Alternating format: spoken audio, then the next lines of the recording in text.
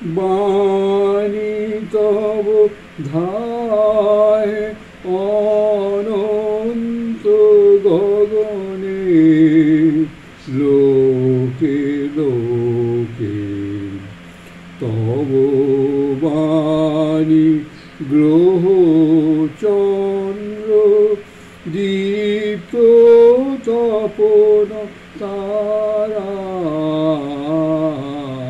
বাণী তব ধায় অনন্ত গগনে, লোকে লোকে তব বাণী গ্রহ চন্দ্র দীপ্ত তপন তারা, সুখ দুঃখ তব বাণী জনম মরণ বাণী তোমার, সুখ দুঃখ তব বাণী জনম মরণ বাণী তোমার, নিবিত গভীর তব বাণী ভক্ত হৃদয় শান্তি ধারা, নিবিত গভীর তব বাণী ভক্ত হৃদয় শান্তি ধারা, বাণী তব ধায় অনন্ত গগনে, লোকে লোকে। সত্যি কথা বলতে কি, সেদিন স্বামীজির ওই দমকে দমকে হাসি দেখে আমি একেবারে স্তম্ভিত হয়ে গেছিলাম। তাকে যখন প্রণাম করতে যাই তখনও সেই হাসির রেশ চলছে। ও করে হাসতে হাসতে তিনি বললেন, আরে বুঝতাম যে, বেশ বেশ, দেখি তুই আজ কেমন রামানুজি ঢঙে প্রণাম করতে পারিস। আশ্চর্য, অন্যদিন কিন্তু প্রণাম করতে গেলে তিনি বলতেন, থাক থাক বাবা থাক, এইসবের দরকার নেই। কিন্তু আজ তিনি সম্পূর্ণ অন্য মেজাজে। স্বামী শিবানন্দ মধ্যস্থ করে বললেন, স্বামীজি, ওর বাতের শরীর, গাঁট সব শক্ত হয়ে আছে, ওকে সাষ্টাঙ্গে প্রণাম করতে বলে নিশ্চয়তা হবে, ওকে ওই রকম করে প্রণাম করতে দেবেন না। স্বামীজি সে কথা কর্ণপাত করলেন না, বললেন, না দাদা, ওতে কিছু ক্ষতি হবে না, ওতে বরং ওর ভালোই হবে, রোগ সেরে যাবে। তারপর আমাকে বললেন, আয় বাবা আয়, তুই নির্দ্বিধায় সাষ্টাঙ্গে প্রণাম কর। সঙ্গে সঙ্গে সেইভাবে আমি প্রণাম করলাম। আমার বহুদিন একটি স্বাদ স্বামীজিকে এইভাবে পূর্ণ করে দিলেন। আগে ইচ্ছা হলো স্বামীজিকে বিরক্ত হতে পারেন ভেবে সাষ্টাঙ্গ হয়নি, আজ তার কৃপায় অসম্ভব সম্ভব হলো। ঘরে যখন এরকম আনন্দের হাট জমে উঠেছে, তখনই এক ব্রহ্মচারী এসে খবর দিলেন, কেদারনাথ মন্দিরের মহন্ত স্বামীজির সঙ্গে দেখা করতে এসেছেন।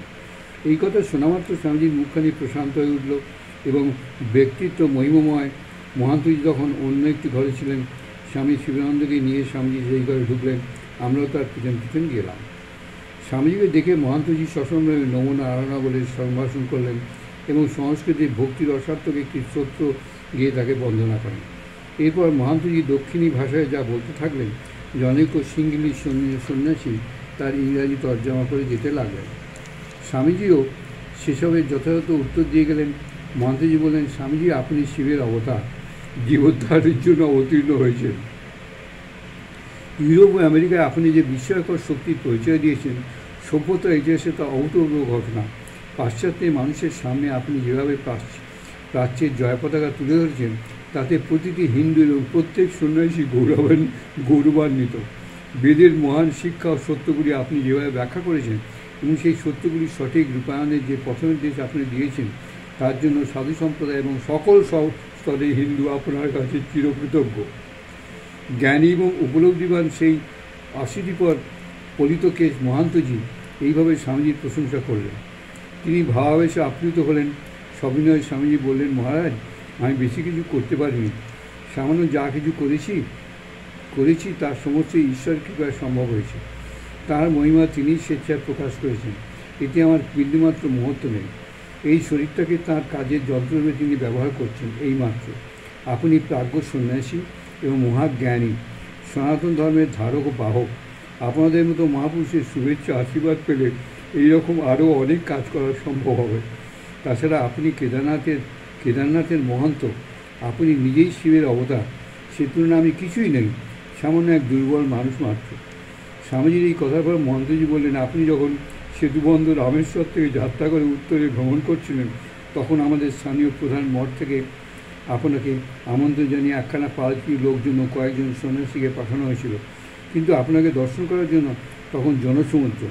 আপনি এত ক্লান্ত পরিশ্রান্ত হয়ে পড়েছিলেন যে তখন আমাদের আমন্ত্রণ গ্রহণ করা আপনার পক্ষে সম্ভব হয়নি।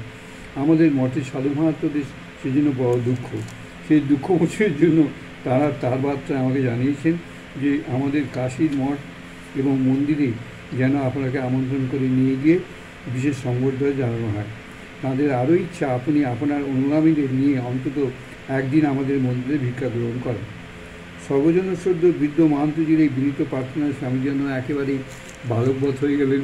অত্যন্ত বিনীত হয়ে তিনি বললেন, আপনারা যদি এই ইচ্ছা সেক্ষেত্রে আপনি আদেশ করলে বা কোনো একজনকে দিয়ে বলে পাঠালেই আমি সানন্দে আপনার নিমন্ত্রণ গ্রহণ করতাম। শুধু এই জন্য আপনার এত কষ্ট করে আসার কোনো প্রয়োজন ছিল না। যাই হোক, আমি অবশ্যই যাব। পরদিন সকাল 10টা-11টা নাগাদ স্বামী শিবানন্দ অন্যান্য সাধুরা কেদারনাথ মন্দিরের মহান্ত মহারাজের মঠে গেলেন। সিঙ্গল থেকে আগত এক বৌদ্ধ সন্ন্যাসী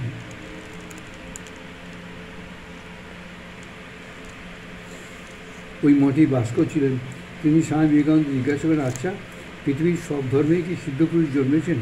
এই কথার উত্তরে স্বামী শুধু হ্যাঁ বললেন তাই নয়, বহু দৃষ্টান্ত দিয়ে তিনি তার সিদ্ধান্তকে প্রতিষ্ঠিত করেন।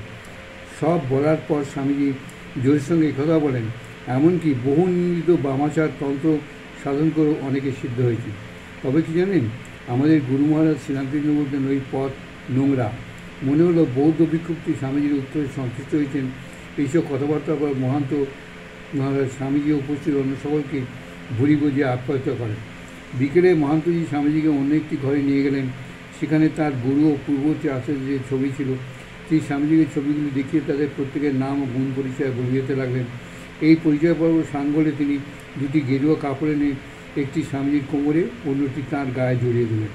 মহান্তজি খুবই প্রফুল্ল দেখাচ্ছিল। তিনি বললেন, আজ আমি একজন প্রকৃত দণ্ডী বেদান্তবাদী সন্ন্যাসী সেবা করে ধন্য হলাম। তারপর মহান্তজির অনুরোধে স্বামীজি তাঁর সঙ্গীরা কেদারনাথের মন্দিরে প্রবেশ করেন। যদিও তখন আরতির সময় নয়, তবুও স্বামীজির সম্মানার্থে কেদারনাথের বিশেষ আরতি হলো। কিন্তু গর্ভমন্দিরের ঠিক বাইরের যেখানে নন্দী গঙ্গার দিকে মুখ করে দাঁড়িয়ে আছেন, শিবলিঙ্গের বিপরীত দিকে সেইখানে যাওয়ার সঙ্গে সঙ্গেই স্বামীজি সমাধিস্থ। স্থির এবং নিস্তব্ধ বাহ্যজ্ঞান শূন্য হয়ে তিনি দরজার কাছে দাঁড়িয়ে রইলেন। এক পা যে এগোবেন সে সামর্থ্য তাঁর তখন ছিল না। পাথরের মূর্তির মধ্যে দাঁড়িয়ে রইলেন। তার পায়ের মোজা দুটি জলে ভিজে যাচ্ছে, অথচ কারোর সাধ্য ছিল না সেটি খুলে দেওয়ার, কারণ উপস্থিত সকলেই তখন অন্তর্মুখ অবস্থা, সকলেই তন্ময়। তাঁদের সেই অন্তর্লোকের সঙ্গে বাইরের জগৎ এবং পার্থিব ক্রিয়াকর্মের কোনো যোগ ছিল না তখন। শ্রীরামকৃষ্ণ বলতেন, নয়নের ভেতর শিব আছেন। তিনি আরও বলেছিলেন, স্বামীজি সপ্তর্ষির একজন ঋষি, তাঁর আহ্বানে এই মাটির পৃথিবীতে অবতীর্ণ। স্বামীজি সেই আন্তর্মহিমার অভিভক্তি দেখে আমরা যথার্থই ধন্য হলাম। যাঁরা সেদিন মন্দিরে উপস্থিত ছিলেন তাদের প্রত্যেকেই সেই দিব্য সত্তার সান্নিধ্য অনুভব করেছেন।